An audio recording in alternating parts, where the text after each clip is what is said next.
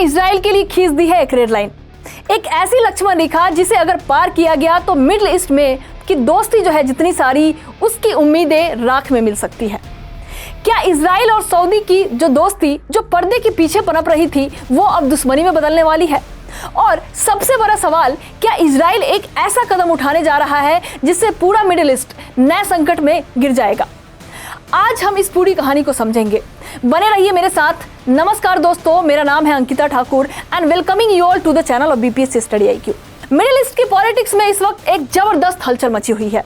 एक तरफ दुनिया के कई देश फिलिस्तीन को एक अलग देश के तौर पर मान्यता दे रहे हैं, जिसे कहा जा रहा है पैलेस्टीनियन स्टेटहुड, यानी कि फिलिस्तीनी राज्य की सुनामी। और दूसरी तरफ इस सुनामी से बौखलाया इजराइल एक ऐसा कदम उठाने की सोच रहा है जिसे उसके सबसे नए और सबसे ताकतवर दोस्त यानी कि सऊदी अरब को नाराज कर दिया है। तो पूरा मामला क्या है, चलिए आपको आसान भाषा में समझाते हैं। कहानी का सेंटर पॉइंट है वेस्ट बैंक। इजराइल के प्रधानमंत्री बेंजामिन जो नेतन्याहू है, उनकी सरकार के कुछ जो कट्टरपंथी नेताओं हैं, उन्होंने भारी दबाव दिया है कि वेस्ट बैंक के एरिया सी को पूरी तरह से इजराइल में मिला लिया जाए, यानी कि उनका एनेक्सेशन कर लिया जाए और यह वेस्ट बैंक का 60% हिस्सा होगा। लेकिन जैसे ही यह खबर बाहर आई, सऊदी अरब ने सीधे सीधे बिना किसी लाग लपेट के इजराइल को एक मैसेज कर दिया। सऊदी अरब ने कहा कि अगर वेस्ट बैंक का एनेक्सेशन हुआ तो इसके हर क्षेत्र में जो है गंभीर परिणाम होंगे। यह खुली चेतावनी है। बहुत सारे चैनल्स और रिपोर्ट्स की माने, इसके मुताबिक सऊदी अरब ने यह साफ कर दिया है कि वो इजराइल के साथ दोस्ती की सारी बातें खत्म कर सकता है। इतना ही नहीं, सऊदी ने अपने एयर स्पेस को भी इजरायली फ्लाइट्स के लिए बंद कर सकता है, और जिससे उसने 2022 में ही खोला था।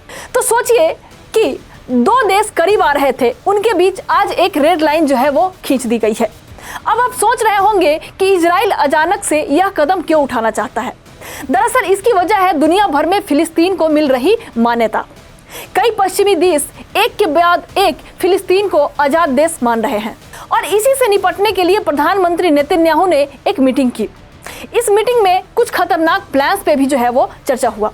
लेकिन वेस्ट बैंक एरिया ए, जहां भी फिलिस्तीन का पूरा कंट्रोल है, उस एरिया को बी में बदल दिया जाए, यानी कि वहां इजरायली सेना का कंट्रोल हो जाए और एरिया बी को एरिया सी बना दिया जाए, ताकि पूरा कंट्रोल इजराइल के हाथ में हो जाए।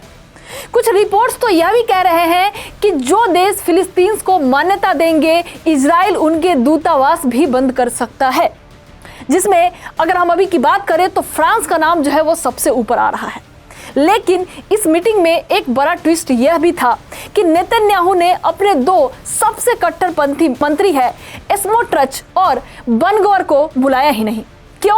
क्योंकि इस पूरे खेल में एंट्री हो चुकी है अमेरिका की, खास तौर पर डोनाल्ड ट्रंप की। रिपोर्ट्स के मुताबिक ट्रंप के करीबी लोग भी नहीं चाहते कि इजराइल का एनेक्सेशन हो और ऐसा कोई भी कदम जो है उठाया जाए। उनका मानना है कि गाजा युद्ध के बीच यह आखिरी चीज है जिससे उनकी जो है जरूरत है। और इस हफ्ते यूनाइटेड नेशन जनरल असेंबली के दौरान Donald Trump Saudi Arabia, UAE, Qatar, Jordan, मिस्र और बड़े मुस्लिम जो देश हैं उनके नेताओं से मिलेंगे। गाजा युद्ध को खत्म करने पर चर्चा करेंगे। नेतन्याहू भी अगले हफ्ते ट्रंप से मिलने वाले हैं, और उन्होंने यह साफ कर दिया है कि अमेरिका से पूरी तरह जो है कोऑर्डिनेट किए बिना कोई भी जो बड़ा फैसला है वो नहीं लिया जाएगा। अमेरिका ही नहीं, यूरोप ने भी इजराइल को कड़ी चेतावनी मिली है। यूरोपियन अधिकारियों ने साफ कर दिया है कि अगर इजराइल ने एनेक्सेशन किया तो इससे फिलिस्तीनियों के सामूहिक जो है वो सजा माना जाएगा। उन्होंने धमकी दी है कि हम एनेक्सेशन को चुपचाप बर्दाश्त नहीं करेंगे। और सबसे बड़ी बात, उन्होंने यह भी कहा है कि इससे अब्राहम एक्स, यानी कि वो ऐतिहासिक समझौता जिससे इजराइल और कई अरब देशों के बीच दोस्ती हुई थी, वो भी अब खतरे में पड़ जाएगी। तो अभी स्थिति यह है कि प्रधानमंत्री नेतन्याहू एक तरफ घर के दबाव में है और दूसरी तरफ बाहर की दुनिया। एक तरफ उन्हें अपने सरकार के कट्टरपंथी नेता है जो एनेक्सेशन चाहते हैं, और दूसरी तरफ सऊदी अरबिया, अमेरिका और यूरोप है जो ऐसा करने से रोक रहे हैं। अब सारी जो नजरें हैं ना, वो अगले हफ्ता होने वाली नेतन्याहू और ट्रंप की मीटिंग पे टिकी हुई है।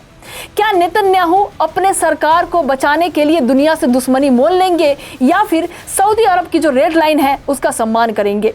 यह फैसला मिडिल ईस्ट का भविष्य तय कर सकता है। आपको क्या लगता है, क्या नेतन्याहू एनेक्सेशन कदम उठाएंगे? और उन्होंने अगर ऐसा किया तो सऊदी अरब का अगला कदम जो है वो क्या होना चाहिए? नीचे कमेंट्स में आप अपने जो राय है वो जरूर बताइएगा। फिर मिलते हैं एक नए वीडियो के साथ, एक नए अपडेट के साथ।